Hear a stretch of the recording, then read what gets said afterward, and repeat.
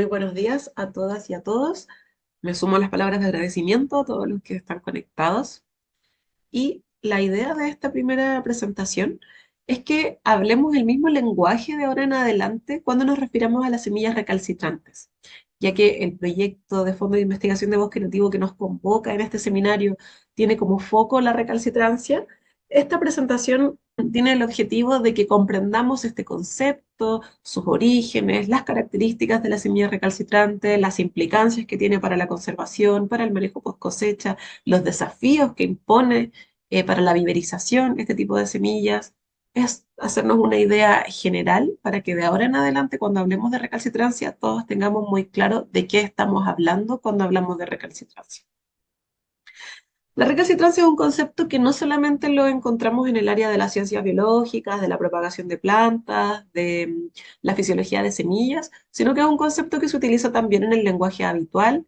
Es común encontrarlo en algunos artículos de prensa como un adjetivo para referirse a un colectivo o a un individuo, en este caso un deudor recalcitrante. Y el sentido que tiene este calificativo guarda relación con un comportamiento obstinado, porfiado, reacio, terco, incorregible, difícil, complicado, que es poco flexible también. Entonces nos preguntaríamos de qué manera las semillas podrían comportarse de esta forma, cómo las semillas pueden ser tercas, obstinadas, incorregibles, porfiadas. Y la verdad es que las semillas recalcitrantes sí tienen un tipo de comportamiento bastante complicado, son reacias al almacenamiento y en este sentido son nombradas de esta forma o calificadas como recalcitrantes.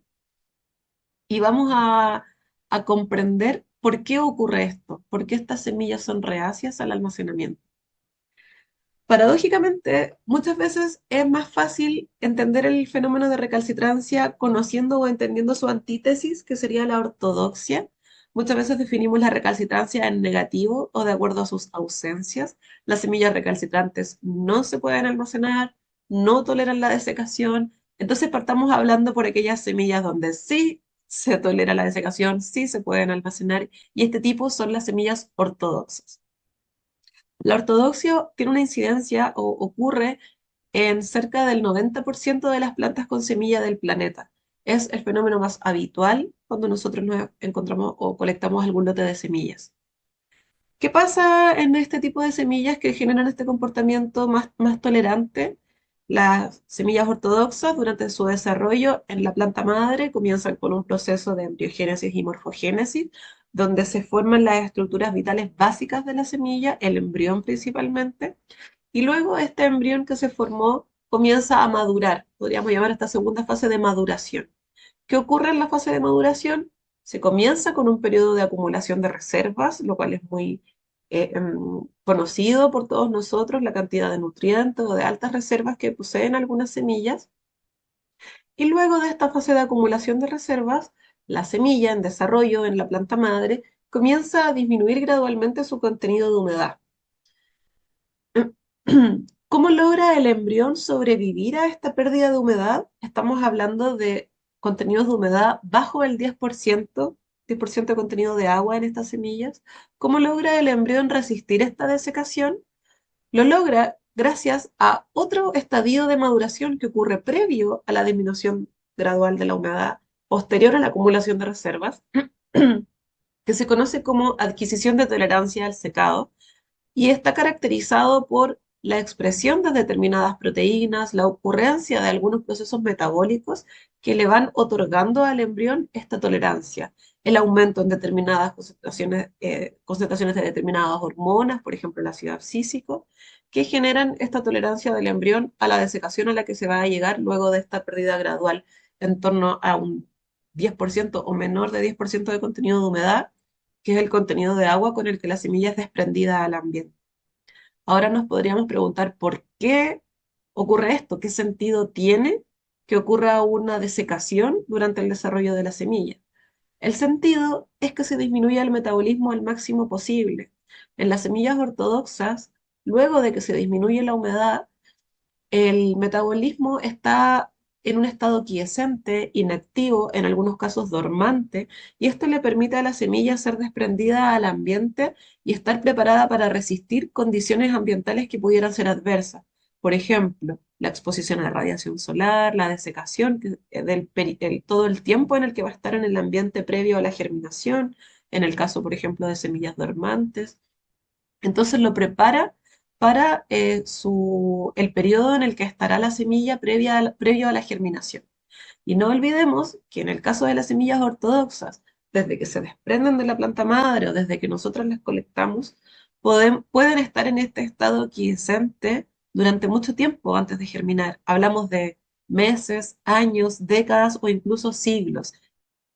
Eh, Algunas especies, por ejemplo, de reconocida ortodoxia, el mayo, Sophora macrocarpa, que tiene humedades inferiores al 10%, puede estar en ambientes con una humedad relativa cercana al 15%, así de baja, y aún así tener una viabilidad superior al 80% o cercana al 80%. Lo mismo Nothofagus oblicua, el roble, Porliera chilensis, Guayacán, con humedades bajo el 10%, entre el 5 y el 10%, y humedades relativas ambientales cercanas al 15%, tienen una alta viabilidad.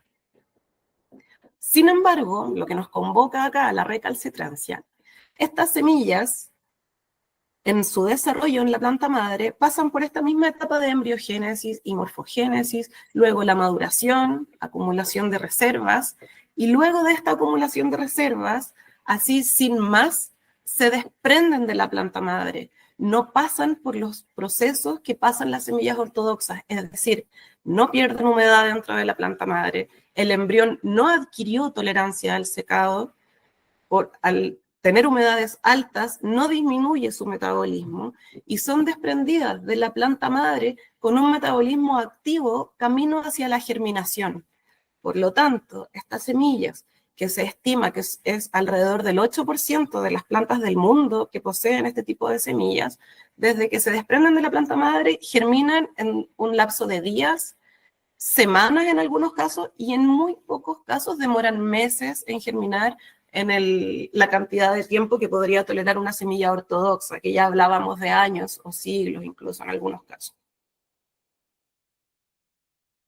Hay algunas especies que son recalcitrantes extremas, que son aquellas que no toleran en nada la desecación, y es más, su metabolismo es tan activo cuando están en la planta y no sufren ninguna inactividad metabólica, que germinan dentro de la planta madre. Esto se conoce como viviparía y es la recalcitrancia extrema. Si volvemos a la definición de recalcitrante como alguien obstinado, terco, estas semillas serían las más tercas del mundo vegetal, en el sentido de que van a germinar y no van a permitir, por decirlo de una forma coloquial, que nada ni nadie les impida germinar, incluso estando aún todavía en la planta madre. Este sería el extremo recalcitrante. Especies de reconocida recalcitrancia en nuestro país, por ejemplo, el lucumillo, Myrsiantes coquimbensis, tiene una humedad inicial en el momento en que se desprende de la planta madre de un 51%. Recordemos que las ortodoxas eran inferiores al 10%. Pero luego, si se seca en torno al 18%, ya no germina en absoluto, anula completamente su viabilidad. Lo mismo ocurre con Legrandia concina, la luma blanca o luma del norte. Tiene un contenido de humedad inicial cercano al 65%, germinaciones que superan el 90%, pero luego si se seca al nivel que resiste una semilla ortodoxa, anula absolutamente su germinación. Lo mismo Araucaria araucana. Entonces, si tuviéramos que dejar una idea clave o un mensaje clave hasta ahora en síntesis, las semillas recalcitrantes son aquellas que se desprenden de la planta madre con un alto contenido de humedad, sobre un 40%, no toleran la desecación, no están preparadas para bajar ese contenido de humedad porque van a anular su viabilidad, y además tienen un metabolismo activo hacia la germinación en el momento de la cosecha. Ahora bien, ¿cómo podemos reconocer estas semillas recalcitrantes a priori, sin tener que hacer estudios de desecación, de germinación? En primer lugar, lo que ya hemos hablado hasta ahora, su contenido de humedad inicial, entre un 30 y un 70%. La rápida germinación, la viviparía, serían algunos signos que si nosotros colectamos un lote de semillas y vemos ya estas características, son criterios que se van sumando a modo de variables de un modelo predictivo que podría decirnos, mira, es muy probable que esta semilla sea de tipo recalcitrante. Suelen ser semillas no dormantes, por lo mismo de que tienen una germinación ya, va camino a la germinación en el momento en que se cosecha. Sin embargo, con el tema de la dormancia hay que tener mucho ojo, porque esto es principalmente cuando hablamos de plantas de bosques tropicales. En nuestro país, con un clima más templado, tenemos casos donde ocurre de manera concomitante la sensibilidad a la desecación o la recalcitrancia junto con la dormancia, lo que vuelve a estas especies con estas características concomitantes más vulnerables aún, porque estamos pensando que hay semillas que no toleran la desecación, pero van a estar en el medio esperando recibir las señales ambientales para romper esa dormancia. Estas suelen ser especies de quebradas, de lugares muy húmedos, para evitar la desecación. Y recordemos, con motivo de sequías, cambio climático, son especies que actualmente podrían estar en mayor riesgo aún. ¿Qué otras características nos podrían servir para reconocerlas a priori? Suelen tener frutos carnosos, no frutos secos. Es decir, generalmente, estos son variables que se van sumando a un modelo, no cada una de las variables aisladas. Generalmente son frutos de tipo bayas, drupas, no suelen ser, por ejemplo, aquenios, nueces, samaras, esos son tipos de ortodoxia. Entre más carnoso es el fruto, más húmeda va a permanecer la semilla dentro de este fruto. Y como unidad de dispersión le va a otorgar esta humedad que la semilla está necesitando para mantenerse viable. ¿Ya? Lo bueno de estas características que estoy nombrando es que son bastante intuitivas o bastante lógicas cuando uno comprende el fundamento detrás de la recalcitrancia. No hay que memorizarla, sino que ya entendiendo que nos toleran la desecación, podemos hacernos la idea del tipo de fruto. Con el síndrome de dispersión ocurre lo mismo, ya que no son frutos secos, no suelen ser semillas que se dispersen por viento, por ejemplo, sino que se dispersan por gravedad, por cursos de agua, por animales, dado que son frutos carnosos, entonces también se suman variables. El tamaño de la semilla también es un criterio muy importante, de hecho es uno de los más importantes. Hay algunos modelos predictivos de recalcitrancia que le dan mucho peso al tamaño que tiene la semilla. Cuando el peso de 1000 semillas supera los 500 gramos, es una variable que me está diciendo con mucha fuerza que esta semilla podría ser recalcitrante. ¿Por qué es esto? Porque tiene un alto contenido de humedad, tiene un alto contenido de nutrientes, también hace endosperma. Respecto del tamaño, hay dos hipótesis principales de por qué las semillas recalcitrantes son tan grandes. Uno de ellos es que el mayor tamaño genera mayor protección al embrión porque la tasa de desecado es más lenta, hay mayor cantidad de tejidos que van a proteger al embrión. Y en segundo lugar, le va a dar cierta independencia a esta semilla de las condiciones externas, porque va a tener mucha más agua y más nutrientes, no va a necesitar esperar condiciones del medio para germinar. Por eso suelen ser de tamaño más grande. La estacionalidad de la dispersión es otra variable que podemos considerar. También hay algunos modelos predictivos que consideran la pluviosidad en el mes que la planta naturalmente desprende sus semillas, las temperaturas de este mes, porque suelen ser plantas que desprenden sus semillas en meses lluviosos, donde no hay mucha radiación solar, todo para proteger de la desecación. Vuelvo a insistir en lo intuitivo que es cada uno de estos criterios. También tienen una baja relación de la testa, es decir, de las estructuras de cubierta de la semilla respecto de la masa. En otras palabras, tienen cubiertas muy delgaditas en relación con el tamaño que tiene esta semilla. No invierte recursos limitados en tener cubiertas que la protejan del medio. ¿Por qué? Porque va a estar muy poco tiempo en el medio siendo semilla. Va a germinar rápidamente, no necesita tener una cubierta que la proteja de patógenos, que la proteja de la radiación necesariamente, si bien podría ser una característica beneficiosa. En términos de eficiencia de uso de recursos, se prefiere no invertir en una testa probablemente a nivel evolutivo, porque la semilla va a estar poco tiempo en el medio. No así una semilla, por ejemplo, que nosotros encontremos en el desierto de tipo ortodoxa, quizás cuánto tiempo, meses o años va a estar ahí y necesita tener una cubierta resistente que proteja la vida que hay dentro de la semilla. Las últimas características suelen ser especies de dinámicas sucesionales más tardías o avanzadas de estados climáticos del bosque. ¿Qué quiere decir esto? que luego de alguna catástrofe, alguna aluvión, alguna erupción volcánica, no suelen ser especies colonizadoras, dado el nivel de radiación a lo que estarían expuestas, sino que suelen ser especies que esperan que ya haya un dosel con cierto cierre de cobertura de copas.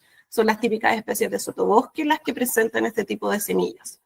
Y por último, en el contexto de todos los hábitos de plantas o de especies vegetales, suele ser un rasgo muy común en las especies arbóreas o arbustivas, en especies leñosas. Es decir, si en un inicio yo les decía que la recalcitrancia se da en menos del 10% de las plantas del mundo, si consideramos solo los árboles y arbustos, se da en más del 30% de los árboles, es decir, una característica muy asociada a la leñosidad. Y el concepto de leñosidad también se utiliza en algunos modelos predictivos de recalcitrancia. Como ya lo comentaba anteriormente, los tipos de hábitat de cada una de estas semillas, las semillas ortodoxas suelen ser de sabanas, desiertos, especies pioneras que llegan a colonizar, asociadas a sequía, lugares con mayor radiación solar, y que generan un banco de semillas en el suelo de estos ecosistemas. No así las semillas recalcitrantes, muy características de bosques tropicales, selvas tropicales, bosques lluviosos, siempre verdes, sitios con alta pluviosidad, como ya les comentaba, con un dosel cerrado, que mantenga el suelo húmedo, ¿ya? Y contrario a la generación de un banco de semillas en el piso del bosque, las recalcitrantes generan un banco de plántulas. Suelen tener muy buena germinación, muy rápida germinación, y bajo el dosel encontramos un banco de plántulas. Ahora, una pregunta que muchas veces me realizan cuando se trata este tema de la ortodoxia y recalcitrancia es ¿cuáles son los umbrales críticos de humedad? ¿De qué tanta sensibilidad a la desecación estamos hablando? En realidad no hay un número fijo, una cantidad establecida de que a partir de ahí, de ese contenido de humedad hacia abajo, comienzan las ortodoxas, sino que se trata de un continuo de respuesta al secado. En un extremo tendríamos la viviparía, la extrema recalcitrancia, y en el otro la extrema ortodoxia. Y en ese continuo se ubican distintas especies con distintos umbrales y además este umbral también va a estar dado por la tasa de secado, que es una variable que en los últimos años se ha ido trabajando a nivel de investigación. Una misma especie, incluso un mismo genotipo, podría variar un poco su umbral de tolerancia al secado o su umbral de contenido de humedad, en el cual aún se mantiene viable, según qué tan rápido se secó. Se piensa que entre más rápido se seca una semilla, hay menos tiempo para que ocurra daño metabólico y por lo tanto podría llegar hasta umbrales más bajos de contenido de humedad. ¿Ya? Ahora, un concepto que no había mencionado hasta ahora. Entre la ortodoxia y la recalcitrancia hay un tipo de semillas que hoy en día se conoce como semillas intermedias. Y es importante conocer este concepto porque no es solamente que resista de manera intermedia a la desecación, no es tan sensible como la recalcitrancia, ni tan resistente como la ortodoxa o tan tolerante como la ortodoxa, sino que se dan algunos comportamientos erráticos en determinadas especies. Por ejemplo, soporta la desecación o la pérdida de humedad, pero no soporta la baja temperatura y por tanto tampoco se puede guardar o bajar su metabolismo. Especies que toleran la desecación, toleran las bajas temperaturas, pero son de longevidades muy bajas, son de vida corta. Entonces aún se está investigando por qué no se pueden guardar. Y también aquellas semillas que tienen un comportamiento errático en distintas combinaciones humedad-temperatura. Esas serían las de tipo intermedias. Pero ahora nos vamos a enfocar más en las recalcitrantes. ¿Qué implicancias tiene la recalcitrancia? A mi parecer, a título personal, este es el aspecto más importante a trabajar y a comprender cuando hablamos de recalcitrancia. Entonces, aquellos que estén conectados y se hayan ido a otro lugar, que vuelvan porque esta es la parte más, más interesante. La recalcitrancia tiene implicancias muy importantes, sin ser catastrófico, tiene consecuencias terribles, por ejemplo, para la conservación ex situ y también para el manejo post cosecha y productivo de estas semillas. ¿Por qué estas implicancias son tan importantes para la conservación ex situ? Como bien sabemos, la conservación ex situ es aquella que se realiza fuera de los lugares donde las especies ocurren naturalmente. Esto es, por ejemplo, jardines botánicos, arboretum, pero principalmente y preferentemente bancos de semillas. ¿Qué hacen los bancos de semillas? Guardan las semillas para un futuro, tratando de mantener la viabilidad o la calidad de la semilla, extender en el tiempo esta viabilidad el mayor tiempo posible. ¿Cómo hacen esto los bancos de semillas? Al igual que la planta madre, secando la semilla y dejándola, en este caso de los bancos de semilla, a bajas temperaturas para bajar su metabolismo, detener procesos de envejecimiento y que así se mantenga viable. Como ustedes ya podrán sospechar por lo que he dicho, las semillas recalcitrantes hoy en día no se pueden guardar en bancos de semilla, por lo tanto representan un tremendo desafío para la conservación ex situ, sobre todo aquellas especies que son recalcitrantes y que se encuentran en alguna condición de amenaza. Hoy en día no están en bancos de semilla que trabaje con protocolos convencionales, ¿ya?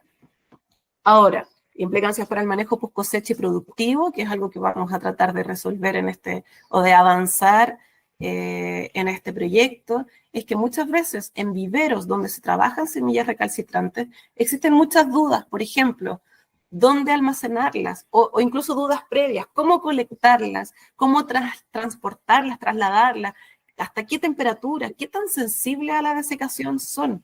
¿Qué temperaturas resisten? ¿Qué pasa si las guardo en un refrigerador? Esta agua que tienen dentro. ¿Qué pasa si se llega a congelar? ¿Cuánto tiempo las puedo guardar antes de sembrarlas? ¿Cuánto podemos esperar como equipo de propagadores antes de que estemos todos corriendo en círculo tratando de sembrar al día siguiente de que fuimos a colectar para que no pierda viabilidad?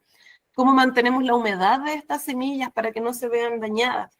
Hay muchas preguntas muy interesantes, muy necesarias para que en los viveros o los distintos actores implicados con la propagación de plantas o la reforestación no dejen de lado la recalcitrancia por ser semillas, como ya lo decíamos, tercas, obstinadas, complicadas, que no se genere un sesgo finalmente de propagación solamente de ortodoxas, ¿ya? Esas son las implicancias. Ahora, ¿qué importa? Alguien podría decir, bueno, ¿por qué vamos a destinar más recursos, más esfuerzo, tanto de investigación como de gestión, para propagar estas especies que ya son complicadas? Porque, como lo comentaba anteriormente, son semillas propias de especies de climas tropicales, de bosques, de selvas, de bosques húmedos, que actualmente son los ecosistemas más amenazados.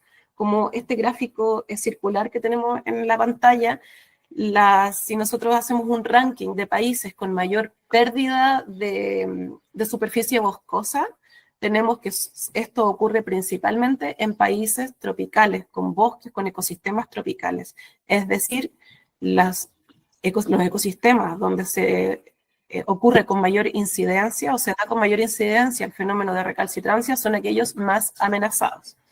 Y sin ir más lejos, en el otro gráfico de barras que tenemos también en la pantalla, se ubican en el eje X distintas categorías de amenaza de la UICN, peligro crítico, en peligro, vulnerable, cerca de peligro, y podemos ver que las semillas recalcitrantes, la categoría donde más se ubican estas especies es en las categorías de mayor grado de amenaza.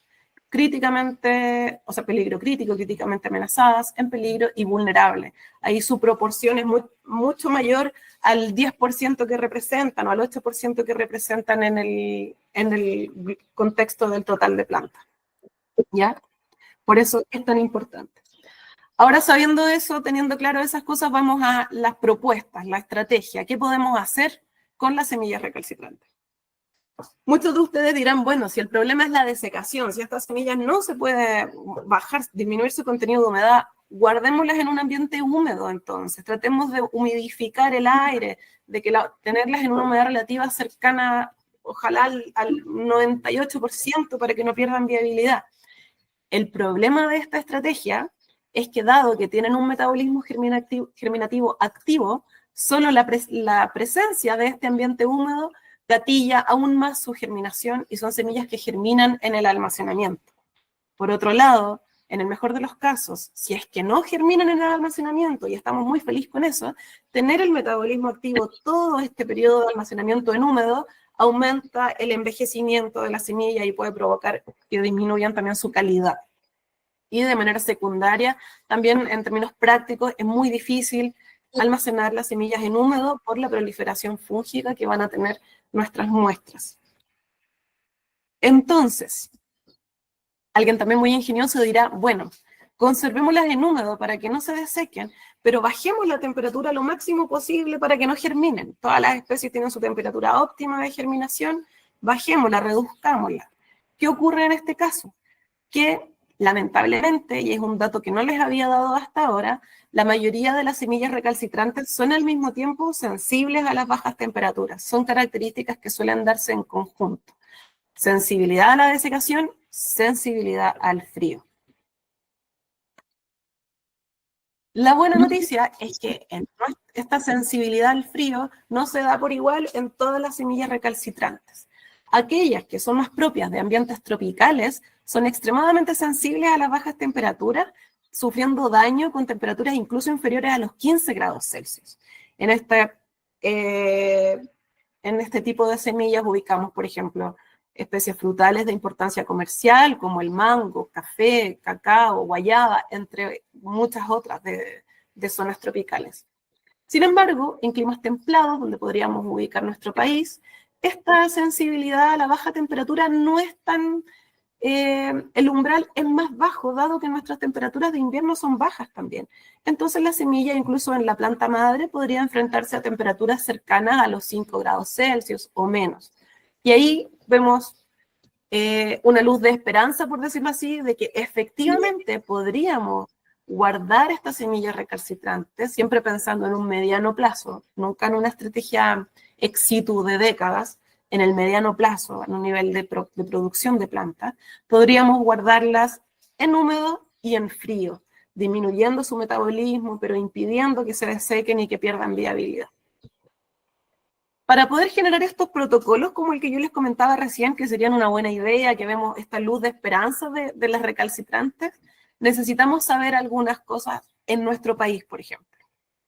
Nosotros en Chile no tenemos claro qué especies de nuestros bosques tienen semillas recalcitrantes. No hay estudios formales que a ciencia cierta nos digan, este es el listado de especies que no se pueden desecar, que no se pueden guardar en bancos de semillas.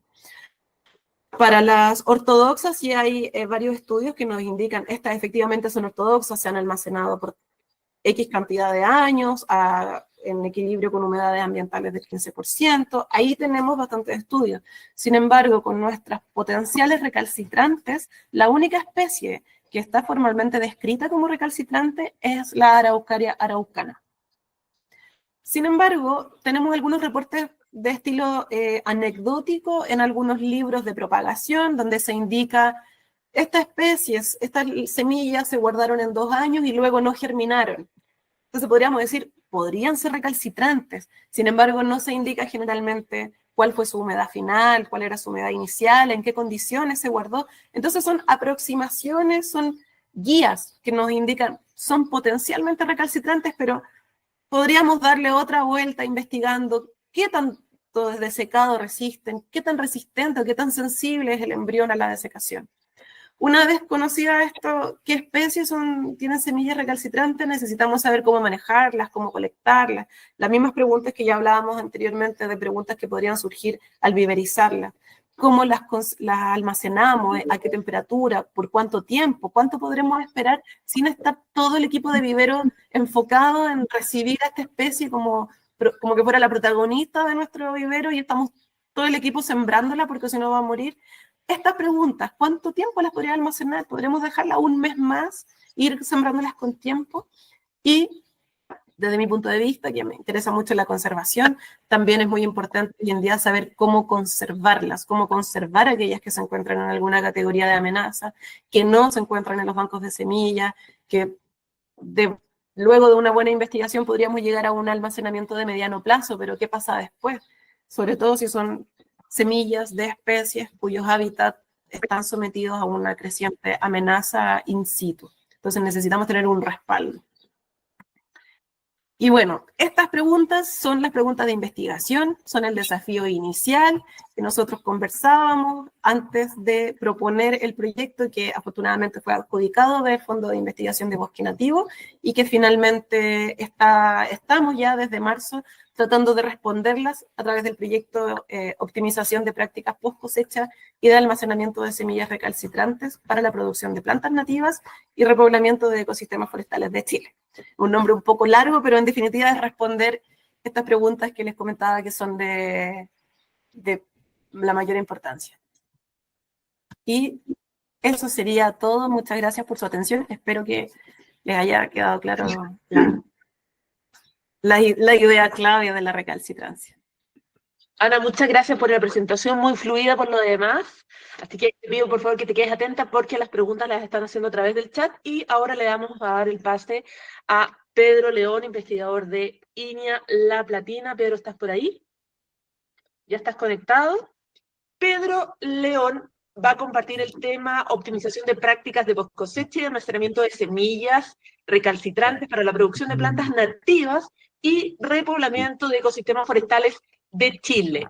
Pedro León, como ya les mencioné, es investigador de INIA Chile hace 30 años, específicamente trabaja en el Centro Regional de Investigación INIA La Platina, y hoy día nos va a presentar como director de este proyecto, así que les recuerdo que las preguntas son a través del chat, y Pedro, ya te vemos, así que adelante, están todos ansiosos por escucharte. Sí, correcto. Pero te vemos, sí, y Bueno, también vemos la muchas gracias presentación. por la asistencia a este seminario.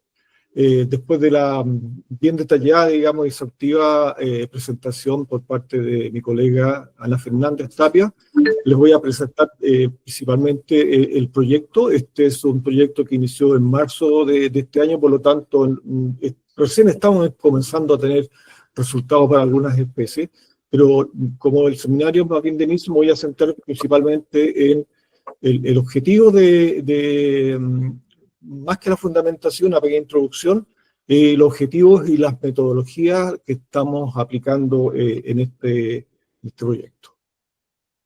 Como les decía, el investigador responsable es quien habla, los co-investigadores Samuel Contreras Escobar de la Universidad Católica de Chile, de Agronomía, Ana Fernández Tapia, que es candidata a doctor del programa de biotecnología de la Universidad Católica de Chile, Carolina Pañiturno, colega de INIA, asistente de investigación Luis Araya y estudiante residente José Miguel Lucero.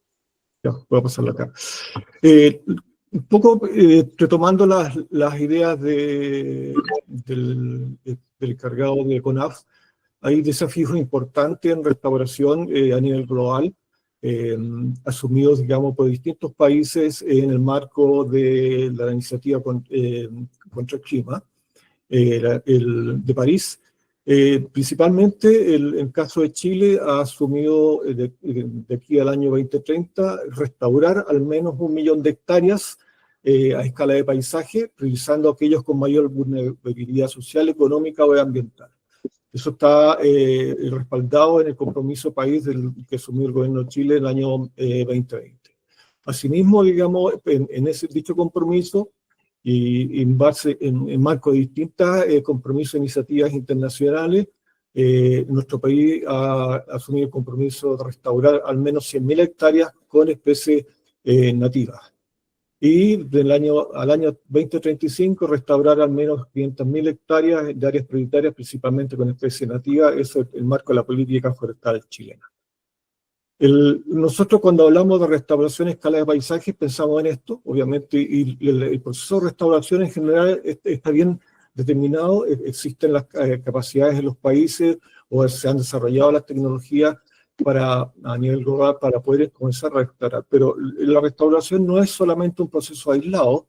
Hay que considerar que cuando uno parte un proceso de restauración ve un ecosistema en el cual, digamos, está totalmente degradado, destruido, y quiere llegar a tener una imagen, entre comillas, del ecosistema que fue dañado. Por lo tanto, para ello debe desarrollar un plan de restauración, y ese plan de restauración sí debe considerar un programa o un plan de abastecimiento de germoplasma, especialmente semillas. Y algo que normalmente está muy escondido, entre comillas, está muy poco considerado, es que para poder restaurar se requieren propágulos, se requieren semillas. Y dentro de las semillas, en el proceso de obtención de semillas, lo que se denomina actualmente cadena de su abastecimiento o cadena de suministro de semillas, hay distintas actividades que normalmente se realizan o se realizan, digamos, sin necesariamente protocolos bien establecidos o dentro de un plan o de un programa. Ahora, ¿por qué es importante el tema de las cadenas de semillas? ¿Por qué es importante la conservación de semillas, especialmente abordar el tema de las semillas recalcitrantes? Porque el clima está cambiando. El clima está cambiando, existe una crisis climática a nivel global que ya está bien documentada, bien establecida, y eso también ha generado, producto de las presiones antrópicas y la degradación del ecosistema, una crisis a nivel de biodiversidad. Esta es una foto, por ejemplo, del bosque nativo, del matorral, o bosque esclerófico, mejor dicho, al finales 2019, donde ocurrió una sequía extrema y muchas de las especies arbóreas murieron. Por lo tanto, esto genera, digamos, que muchas especies no produzcan semillas. Lo mismo, digamos, producto de la sequía, se incrementa la probabilidad de incendios forestales. Y todos esos factores van a estar determinando, digamos, problemas en cuanto a la disponibilidad y el acceso a las semillas nativas. Estimaciones recientes que hemos realizado en nuestro laboratorio indican que, por ejemplo, para restaurar al menos 17.000 hectáreas de 3 tipos de bosques escleróficos en la zona central del país, se requieren al menos entre 21 a 587 toneladas de semillas. Ustedes cuesta imaginar, digamos, la cantidad de 587 toneladas, pero este rango, esta alta cantidad de semillas, toneladas de semillas, es porque a veces las semillas, alguien tienen problemas de calidad. Tienen problemas de calidad o problemas de germinabilidad. En cambio, por ejemplo, cuando uno obtenemos semillas de alta calidad y de alta germinabilidad, la cantidad de semillas que uno requeriría debería ser mucho menor. Y esto va a depender también de las especies, variable que puede depender de la exposición, por ejemplo, la ladera de exposición norte respecto a la ladera de exposición sur, la densidad poblacional y también el tamaño de la semilla. Tenemos semillas, por ejemplo, del bosque del peumo, del litre, de quillay, del boldo, especies que tienen distintas calidades de semillas y de especies que tienen distintos tamaños, pero también de especies que tienen distintas sensibilidades al secado. Y eso es lo que, justamente por eso yo quiero dar esta explicación un poquito larga para darnos cuenta que vamos a tener, para poder manejar semillas, vamos a tener que manejar semillas que son diversas de distintos puntos de vista, de calidades y también de respuestas al secado. Como decía muy bien Ana Patricia, las semillas, yo no entraré en detalle, tenemos 3 tipos de semillas, y entonces, ¿cómo manejamos estas semillas? ¿Cómo las recolectamos estas semillas? Por ejemplo, este gráfico son curvas de almacenamiento de semillas de Notophagous oblicua que están después, por ejemplo, siguen vivas después de cerca de 800 días almacenadas a 5% contenido de humedad, es decir, solo el 5% del peso de las semillas es agua, a distintas temperaturas. Estamos hablando de -10 en rojo y -20 en celeste. Estas son semillas recalcitrantes típicas, son semillas del hemisferio norte, Castanea y Quercus. Ustedes muestran claramente que hay una pérdida muy drástica de la germinación de semillas pasados ciertos umbrales. Esos umbrales pueden variar entre especies. Y esta es una semilla, el último gráfico a la derecha, son semillas de tipo intermedia, donde semillas, por ejemplo, de Fagus sylvatica, el roble europeo, logra secar sin problema. Estamos hablando de semillas a 4% de contenido de humedad, sobreviven acá sobre 80%.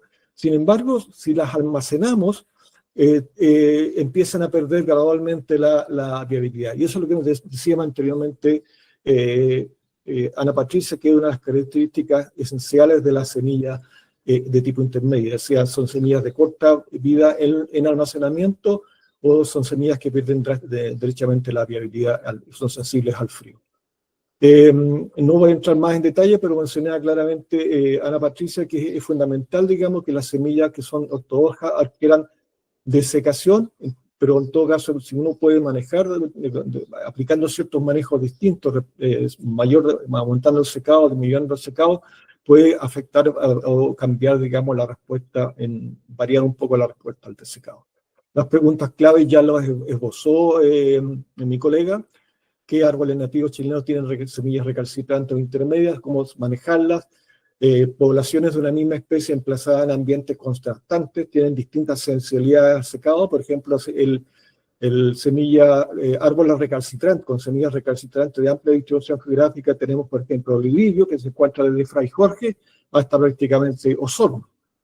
O el mismo lingue. El lingue tenemos un ambiente zona central de Chile. ¿Qué pasa con las semillas de lingue de ambientes del bosque húmedo en Valdivia? ¿Cuánto tiempo pueden permanecer almacenadas? Entonces, el objetivo general de este proyecto, repetir nuevamente, es establecer condiciones óptimas para el manejo de este tipo de semillas, ya sea a corto o mediano plazo, ¿ya? Y la idea es básicamente fortalecer las capacidades y el conocimiento sobre el manejo de este tipo de semillas, no solamente para los actores claves, sino también para nosotros, digamos, para poder desarrollar estrategias para poder manejarla y poder aportar a la producción de plantas nativas y el repoblamiento de estos ecosistemas. Si ustedes miran acá esta foto, es un corte transversal de una semilla de patagua. Ustedes claramente las semillas son bastante grandes y son de un color más o menos verdoso.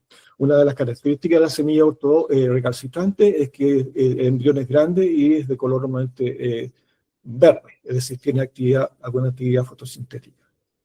Los objetivos específicos: evaluar el efecto de la desecación en la sobrevivencia de semillas de esta especie de tipo recalcitrante, evaluar en arbóreas y arbustivas chilenas, potencialmente recalcitrantes, evaluar el efecto de distintas condiciones de almacenamiento y la sobrevivencia de este tipo de semillas, desarrollar protocolos a través de metodologías participativas, y es un tema que vamos a discutir en la tercera parte de sección de este seminario.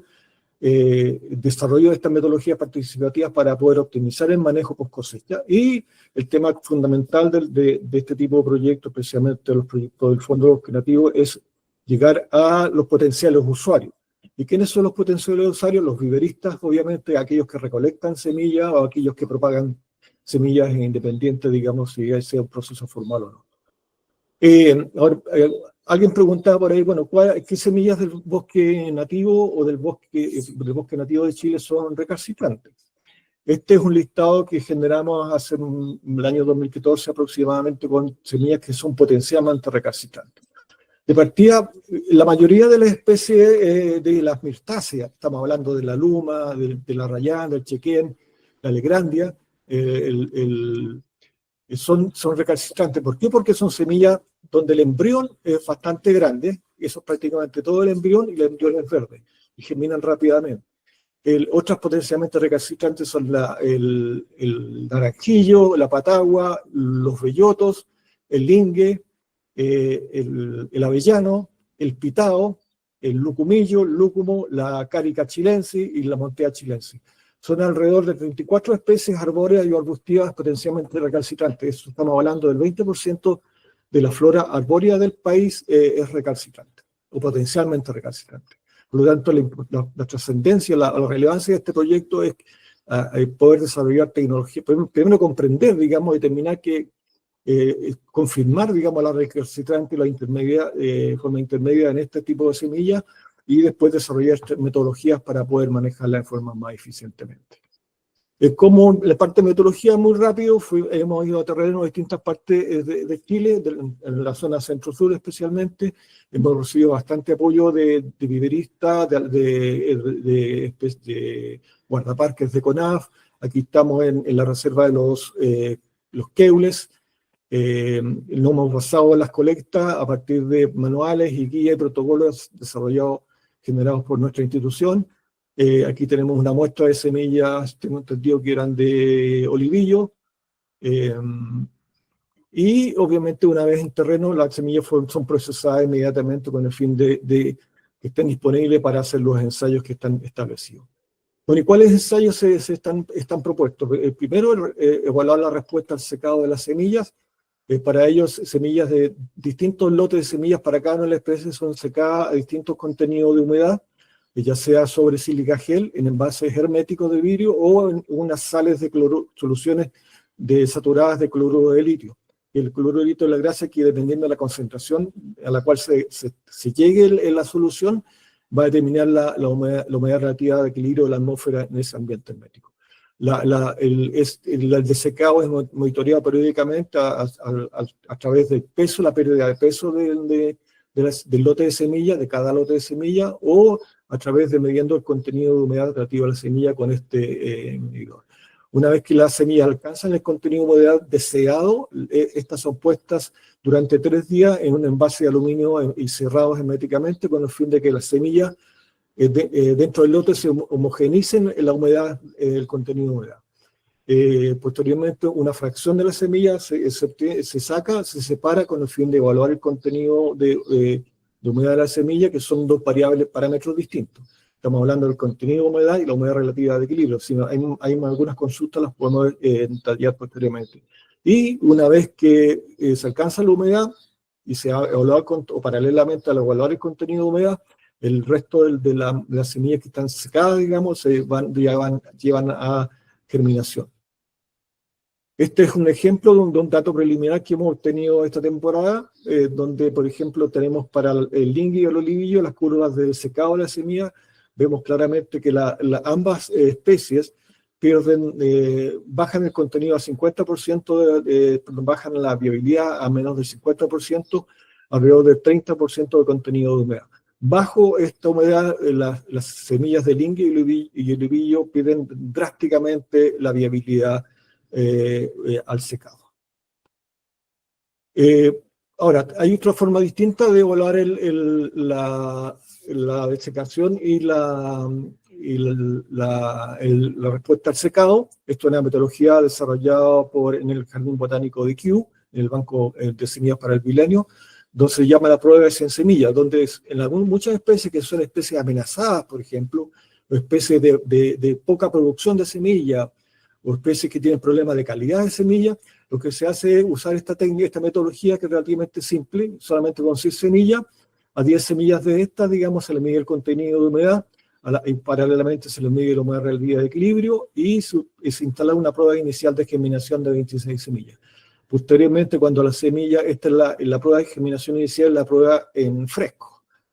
Posteriormente, cuando se mide la humedad relativa de equilibrio, una fracción de ellas se almacena en el húmedo, el resto similar se seca y se almacena en secado. Se evalúa la humedad relativa de equilibrio en el que han alcanzado, y después de esto se evalúa el contenido de humedad y se siembran después de cierto periodo. Se hace la prueba de germinación tanto para estas semillas húmedas como estas semillas secas. De esa forma, comparando la germinación inicial de la muestra inicial y la germinación en la condición seca, uno puede llegar a establecer, digamos, el tipo de respuesta al secado, especialmente diferenciar entre semillas recalcitrantes y semillas de tipo ortohoja. Este es un protocolo resumido que hemos estado aplicando para evaluar el almacenamiento de las semillas potencialmente recalcitrantes. Aquellas semillas que resultan o consideramos que son potencialmente sensibles o tolerantes al secado, las que son tolerantes al secado, las secamos a 10%, o sea, las secamos lo máximo posible. 10% humedad relativa de equilibrio, es alrededor de 3 a 5% de contenido de humedad. Se mide el contenido de humedad, se hace una prueba de control, se almacenan las semillas a 5 grados por distintos periodos de tiempo, y otras muestras también se almacenan a 18 grados bajo cero a distintos periodos de tiempo. Cumplido cada periodo de tiempo, se hacen las pruebas de germinación. Aquellas semillas que son sensibles al secado, se hace un control de germinación al inicio y se hace un almacenamiento húmedo, ya a 5 grados a 10 grados Celsius, por distintos periodos de tiempo. Y terminado cada uno de los tiempos de almacenamiento, se hace la prueba de germinación. Ensayos participativos es algo importante que vamos a discutir en la siguiente presentación, la siguiente sección, pero básicamente la idea es desarrollar metodologías participativas con los viviristas, con los interesados en participar en este proyecto. Para ello, en este seminario taller vamos a tener una discusión abierta, conocer las experiencias y las necesidades tecnológicas en el manejo de semillas por parte de los participantes. Posteriormente tenemos considerado hacer una prueba de diagnóstico un poco más detallada y los ensayos participativos donde aquellos interesados, viveros interesados que tengan las capacidades y tengan el requerimiento o la necesidad, se van a instalar ensayos participativos, esa es la idea, en conjunto con los fibristas. La difusión es un tema fundamental. Aquí no hay una metodología, obviamente hay distintas actividades de capacitación.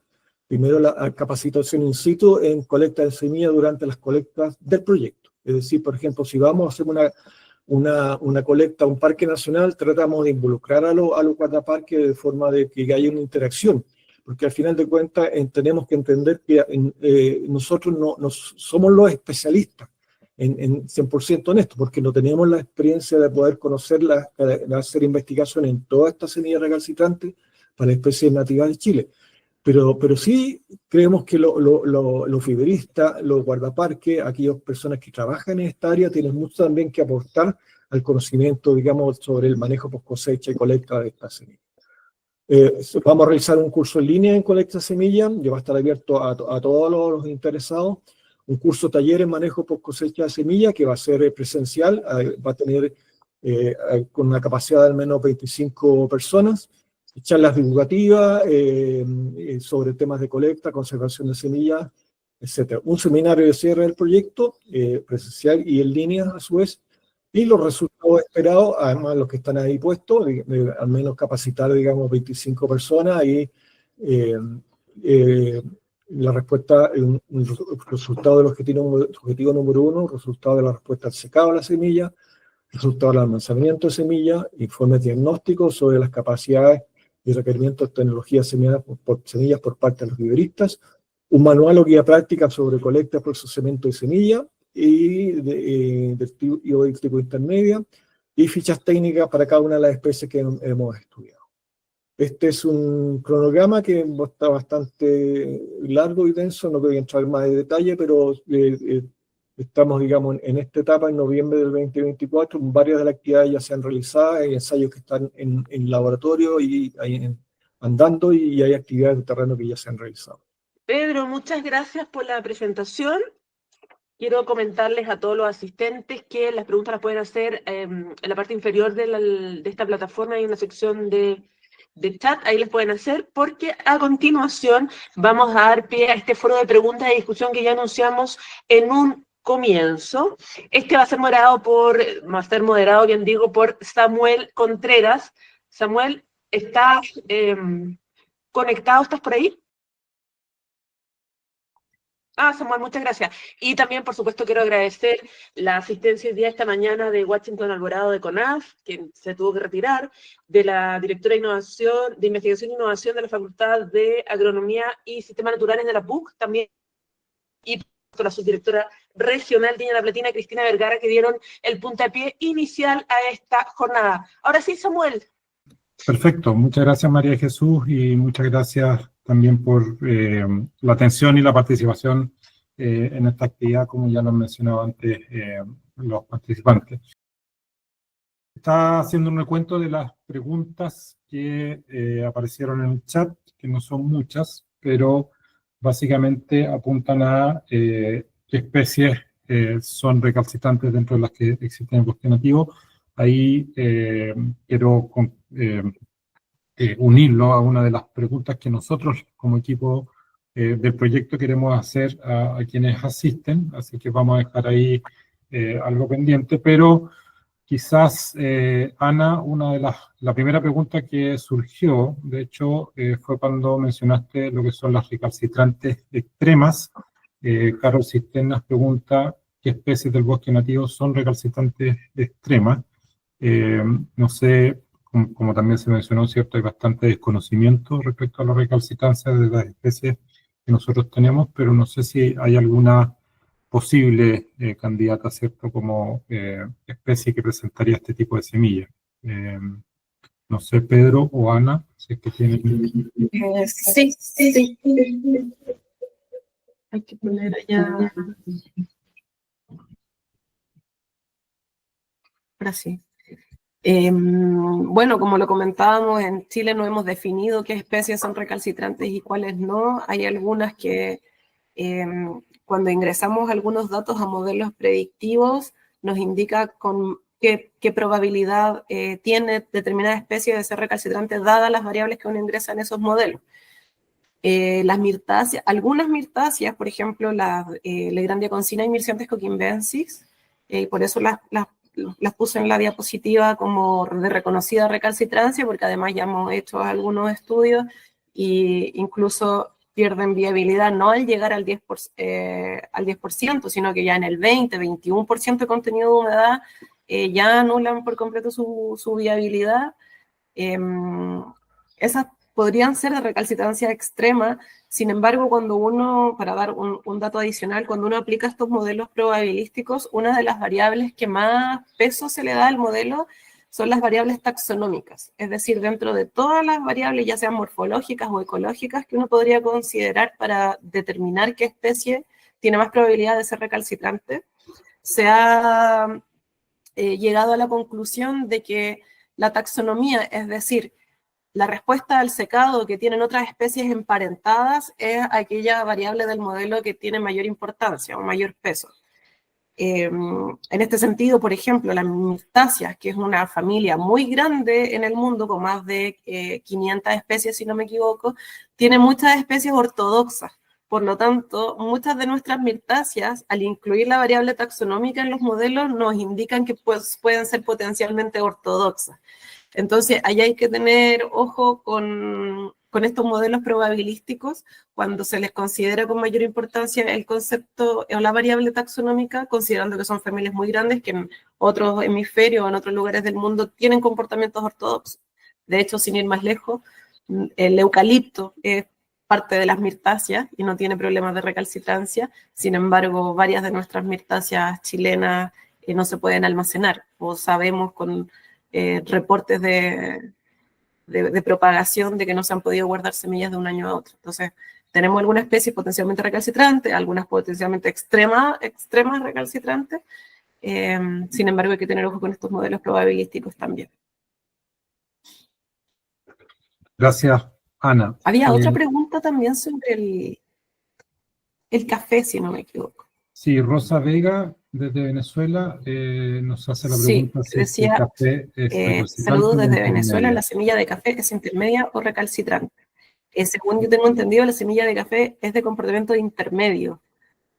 Todas las especies del género Coffea son de comportamiento intermedio porque son de vida muy corta. Resisten cierto desecado, sin embargo no se pueden almacenar. Perfecto. Gracias, Ana. Hay una pregunta que recién nos hace Viviana Barricarrer, perdón. La pregunta es si es posible que el pericarpio de las semillas recalcitrantes logren retrasar la pérdida de humedad de la semilla. Almacenada sin pericarpio, como es recomendado para el peumo, por ejemplo, ¿podría ser detrimental para la semilla? Sí, la verdad es que nosotros en el laboratorio hemos intentado almacenamiento con o sin pericarpio y para las diferentes especies ha sido un comportamiento distinto. Entonces, la verdad, dar una respuesta absoluta, sobre todo con el tema de recalcitrancia, hay muchos comportamientos que son especies específicos e incluso genotipos específicos, o que son, como lo mencionaba el profesor Pedro, que también lo vamos a estudiar en el proyecto, tienen que ver con la población. Hay algunos estudios, la población de las especies, si son poblaciones de determinados climas, de mayor altitud. Hay hay algunos estudios también que comparan tipos de almacenamiento con y sin pericarpio, almacenar las semillas con o sin fruto, pero por un lado tenemos el tema del ataque de patógenos. También, por ejemplo, en el caso de las semillas de peumo, nosotros la hemos almacenado con y sin pericarpio. En un inicio, al almacenarlas con pericarpio, hicimos un protocolo de desinfección para evitar la proliferación fúngica con hipoclorito de sodio y con fungicida en polvo. Y la verdad es que perdimos una gran cantidad de semillas almacenadas por ataque de hongos. Ahora las estamos guardando sin pericarpio, no han germinado y se encuentran en buen estado, sin embargo, nosotros las almacenamos un mínimo de 6 meses y falta todavía el proceso de evaluación de viabilidad, si es que se generó algún daño por almacenarlas de esta forma. Pero reitero, cada especie es un mundo distinto y más aún en algunos casos son respuestas genotipo específicas o que depende de la población en la cual se colectaron las semillas. Perfecto, muchas gracias, Ana.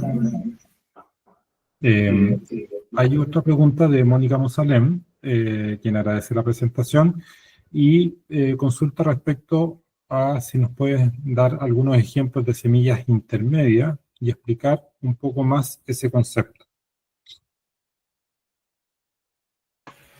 Ya.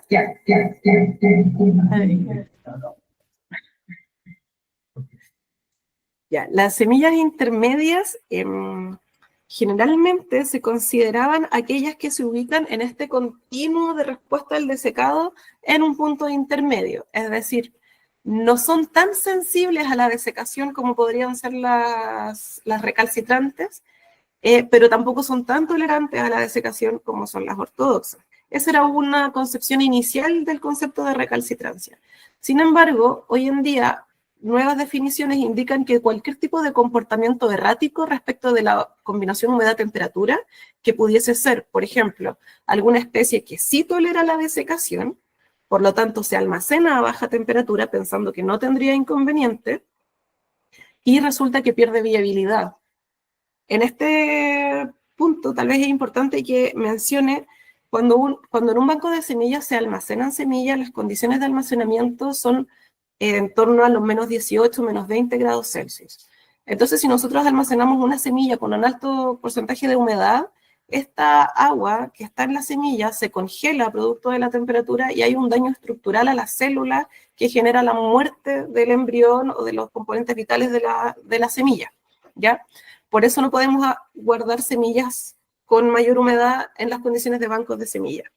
Por lo tanto, algunas semillas en las que sí resisten la desecación, se han hecho intentos de guardarlas en bancos de semillas y mueren de igual manera. Entonces, se genera un daño por frío o un daño por congelamiento, que no se tiene claro si está asociado a haberse desecado. No sé si me explico. Es un comportamiento errático en un contexto en el que se esperaría que no perdieran viabilidad, dado que sí resisten la desecación. Y en otros casos, semillas en las que sí resiste la desecación, por una parte, se hacen estudios y también resisten las bajas temperaturas y aún así son de vida corta y hasta el momento no se han podido almacenar. Estas también se llamarían de tipo intermedias. Otros ejemplos de semillas intermedias. En Chile, como ya lo mencionaba, no tenemos muchos datos de los tipos de semillas. Nosotros hemos estado trabajando y tenemos la sospecha que la patagua podría presentar semillas de tipo intermedia porque resisten la desecación. Hemos hecho curvas de desecado a distintos contenidos de humedad y mantiene constante su viabilidad. Sin embargo, pensando que al resistir la desecación podríamos guardarla a bajas temperaturas, nosotros la almacenamos a menos 14 grados Celsius y hasta ahora no tenemos respuesta germinativa. Entonces aquí tendríamos una sospecha de semilla intermedia en nuestro país. Pero vuelvo a reiterar, son estudios muy incipientes y no, en realidad hay un gran vacío de información sobre recalcitrancia o respuesta al secado o respuesta al almacenamiento con nuestra flora nativa. Relacionado con eso, Ana, Mónica consulta qué opinas de los berberis, o sea, conocimiento respecto a la respuesta que tendrían las semillas de berberis. Es un tema muy interesante, no estaba considerado el berberis dentro de las especies priorizadas en este proyecto, pero sin embargo yo creo que es un tema interesante de abordar porque nos genera la duda. Hemos hecho algunos estudios sobre dormancia de semillas y hay bastantes diferencias entre especies, digamos, en la respuesta a la dormancia. Y podemos quizás suponer que puede haber una cierta diferencia respecto a la respuesta al secado entre especies. Y en ese sentido, esta temporada lo queremos considerar dentro del estudio como una especie también adicional. De hecho, hemos estado haciendo estudios para especies que no estaban consideradas. Por ejemplo, hicimos curvas de secado para el copihue. y copihue probablemente es intermedia o es recalcitrante. El copihue, la semilla de copihue no serían ortodoxas, según los datos que hemos estado viendo. Por lo tanto, hay un monto mayor de especies que no están consideradas inicialmente en esta propuesta, porque nos centramos en las especies arbóreas principalmente, que podrían, aquellas especies, por ejemplo, las enredaderas, no sabemos el tipo de respuesta, e inclusive es muy factible que especies de ambientes acuáticos presenten también semillas de tipo recalcitrante. Así que la idea de este proyecto es como un punto de partida. De hecho, Ana Patricia está haciendo la tesis de doctorado, está incorporando algunas especies dentro de esos estudios, y que nosotros tratamos de apuntar hacia ir desarrollando, aplicando nuevas tecnologías para la conservación. Una vez que determinemos la respuesta al secado de estas especies, poder como grupo, digamos, de trabajo, incorporar otras tecnologías como la conservación in vitro o la criopreservación.